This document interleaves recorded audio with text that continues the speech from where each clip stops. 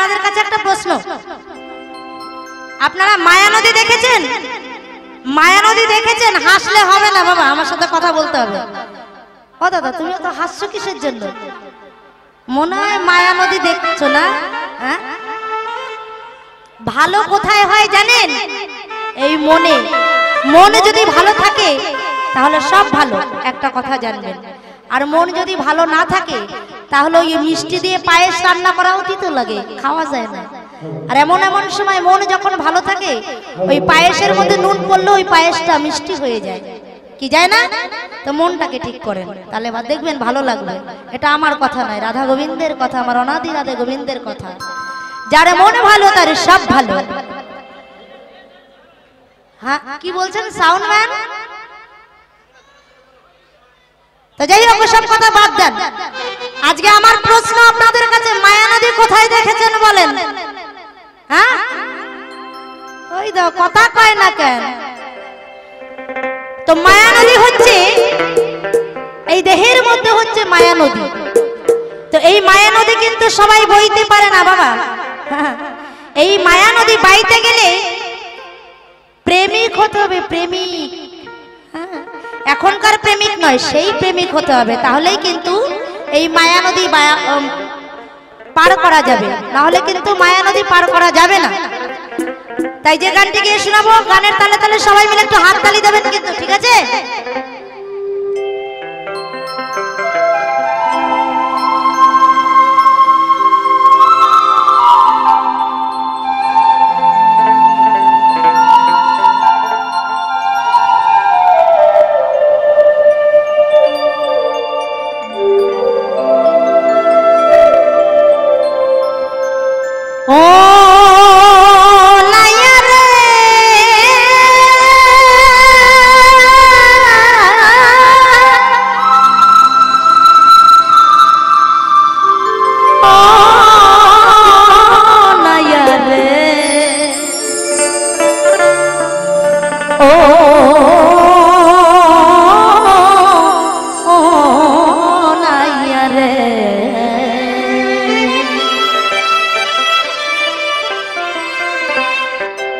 তাই বলছি, ওরে মায়া নদী কেমনে যাবি ভাইয়া।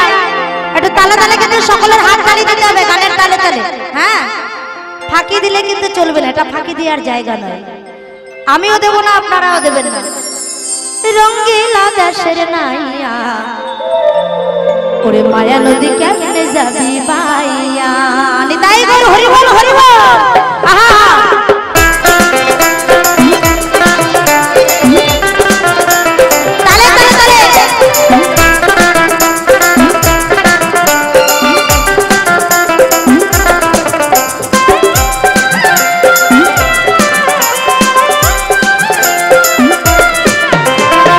মায়া নদী কেমনে যাবি ভাইয়া, রঙ্গিলা দেশের নাইয়া।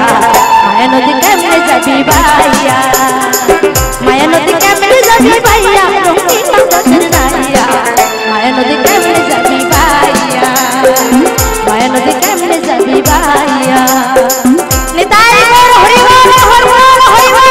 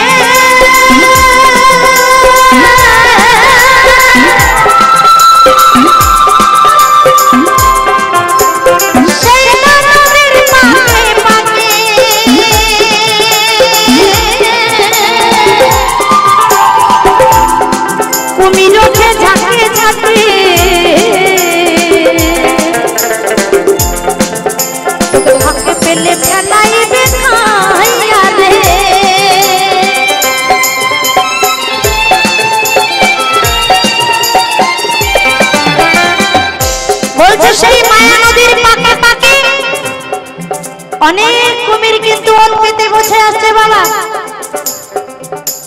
তো সেই কুমিরে কি করে জানেন? মানুষ দেখলেই অমনি গিলে খেয়ে নেয়। তো ওই কুমিরের হাত থেকে বাঁচার উপায় আছে। কি উপায় জানেন? 16 নাম 32 অক্ষরে যে বলতে পারে একমাত্র সেই ওই কুমিরের হাত থেকে বাঁচতে পারে। কারণ কারোর মুখে যদি 16 নাম 32 অক্ষরে থাকে, কুমিরে কি চিন্তা করে জানেন? এই যে আমার অনাদি রাধের পরম ভক্ত, এই ভক্তকে আমি খাবো না। আহা হা হা।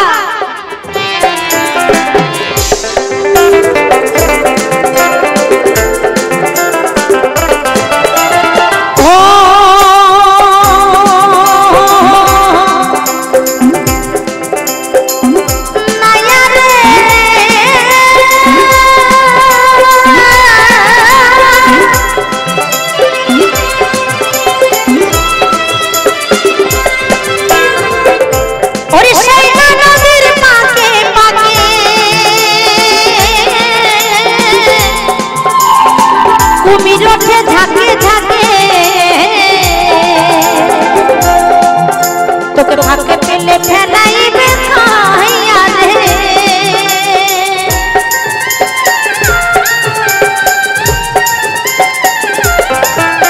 তুমি গুরুর মন্ত্র করনে নিয়া রে নাইয়া,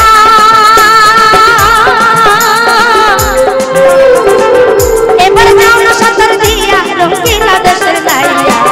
মায়ের নদী কেমনে যাবি ভাইয়া, মায়ের নদী কেমনে যাবি ভাইয়া, মায়ের নদী কেমনে যাবি ভাইয়া, রঙ্গিলা দেশের নাইয়া। মায়ের নদী কেমনে যাবি ভাইয়া, মায়ের নদী কেমনে যাবি ভাইয়া।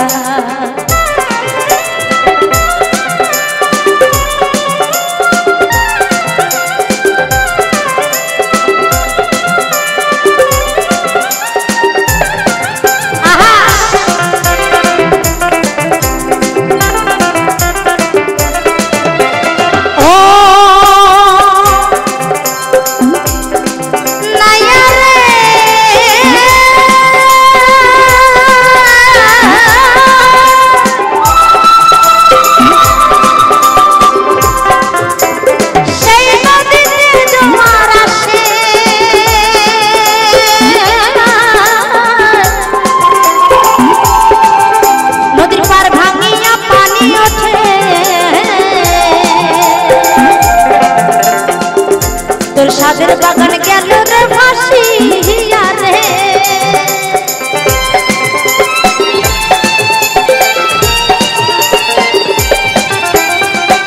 বলছে সেই নদীতে জোয়ার আসে। কোন নদীর কথা বলছে বাবা? এই দেহ নদীর কথা বলছে। এই দেহ নদীতে কিন্তু মাসে একবার জোয়ার আসে। নিতাই গৌর হরি বল হরি বল। এই জোয়ারের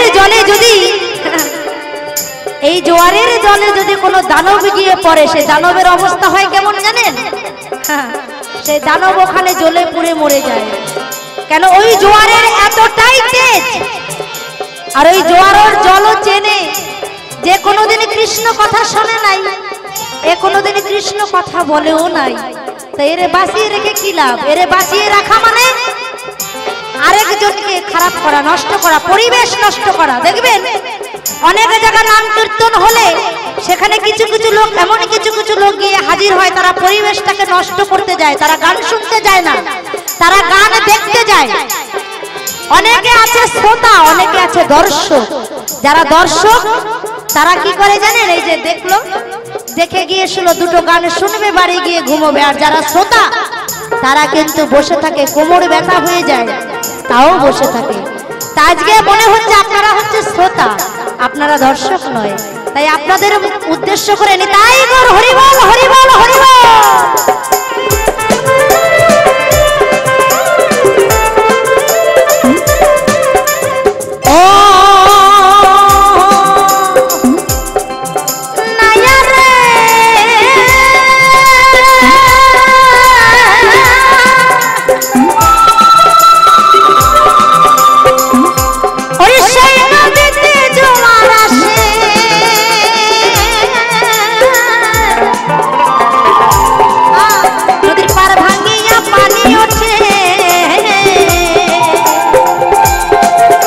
তোর সাদের বাগান গেল রে ভাসিয়া রে